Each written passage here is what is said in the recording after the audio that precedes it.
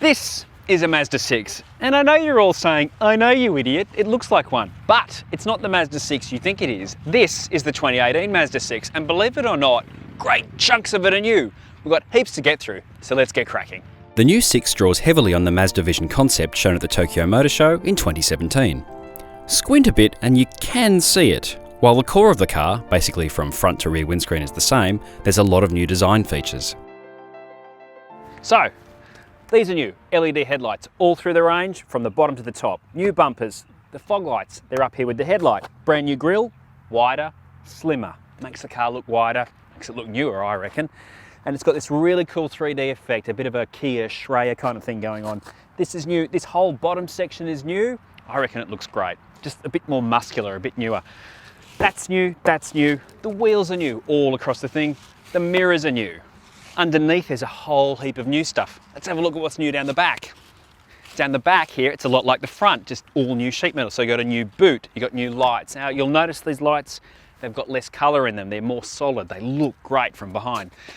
They're also LED, and they've got that cool 3D effect kind of rocket ship thing. New bumpers, the exhaust, both of them, they're bigger, they're more sculpted. It looks cooler. So it's kind of like the CX-5 facelift in that the core of the car that was really good is still there, style-wise, but it's just brought up to date. I like it. Oh, there's something really important back at the front too.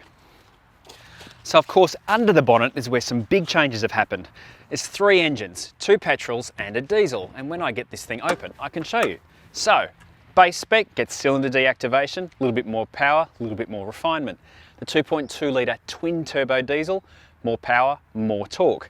And then there's the new engine, the 2.5 litre turbo. It's already in the CX-9, it's now in the 6. 170 kilowatts, 420 newton meters of torque. They're all good, but the turbo's really good. The new 6 is available in 4 trim levels, 2 body styles and 3 engines, adding up to 14 distinct versions. The range starts with the Sport with the naturally aspirated 2.5 litre engine, then moves on to the Touring, which adds the diesel. Step up to the GT and you lose the naturally aspirated engine but gain the new turbo petrol. And then the top of the range Atenza is basically the same, but with more stuff. Right, the inside. The easiest way to show you what's not new is to touch everything that's not new, the absolute opposite of the outside. That's it, everything else is new. Mazda has really made a big effort to declutter this environment. So simple things like the seatbelt lights have been moved out of the dash and out of the console here and moved up into this new unit here on the windscreen.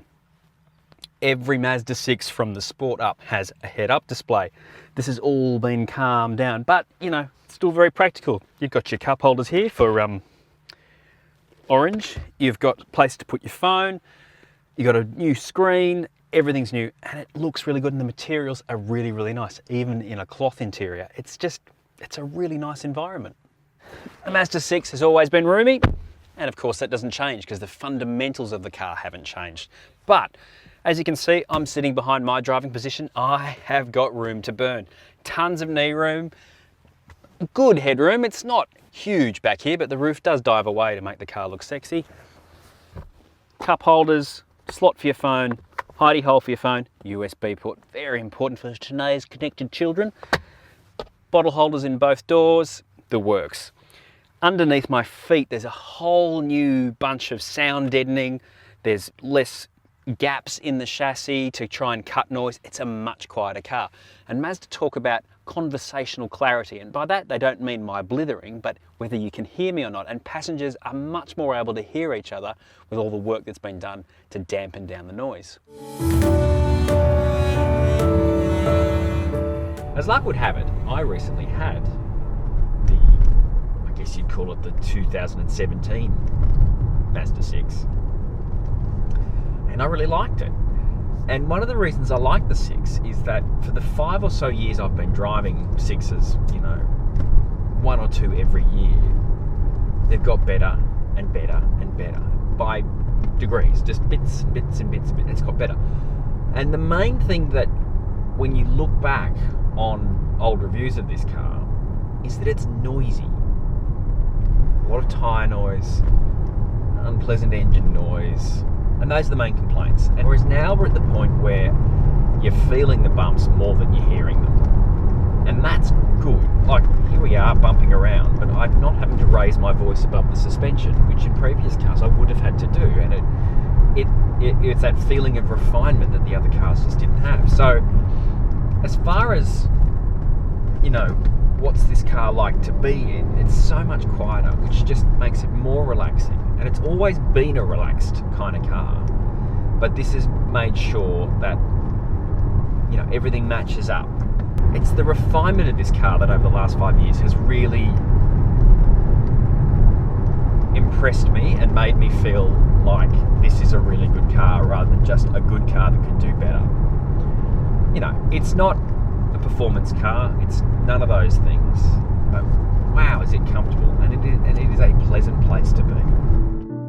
Mazda has done a huge amount to sort out those noise problems. Everything from more noise deadening, to filling gaps or making them smaller, improved aero, redesigned suspension bits, and whatever else the engineers could lay their hands to. Of course, playing with all that means there's a good chance to tweak the ride and handling and slot in a sneaky turbo engine that not so long ago Mazda denied even existed. The big news is that 2.5 litre turbo. It's torquey, so overtaking is really straightforward. It gets off the lights smartly, but is again not going to be ripping off hot hatches or anything like that. Because let's face it, that top line power figure, 170 kilowatts, it's not that much these days. So it is about the torque figure, about making it easy to drive. So you're not using as much throttle, which means that, you know, that explains the small gap of, you know, it uses less than 10% more fuel on the combined cycle. That's official figures, of course, but it only uses a bit more on the combined, which is, you know, that's pretty good. What I do like is if you do want to get a little bit frisky, as I want to do on occasions in cars, it doesn't cut the fun by being over-nannied. So, you know, if you want to boot the throttle out of a tight corner, it spins the inside. Now, while that means there's not as much grip as you might want, if you're like me, it also means the traction control isn't just going, no, stop that, we'll have none of that. So it's a really, you know, I think a couple of hoons have been involved in tuning this car up. The G-vectoring tech is really good. It's good on every car I've driven from Mazda. It's just that really nice way that the brakes just quietly get involved to sharpen up the turn in and keep things very relaxed through corners and just, it's very subtle and it's really nice. It's just a bit of torque vectoring. There's nothing, it's not like the torque vectoring you find in, you know, a Focus ST or whatever. It's just again about keeping things relaxed and smooth, keeping the car online. You know, the whole car is just so easygoing. Right, so quite unexpectedly, I'm on gravel. And I don't make a habit of taking front-wheel drive cars out on gravel. And I've got to say to you, it's pretty good. I mean, we're on big 19s here with obviously road tyres. It's perfectly acceptable. And of course, it's very bumpy. Whoa, that. See, there we are again. I was expecting a lot of noise, didn't get it.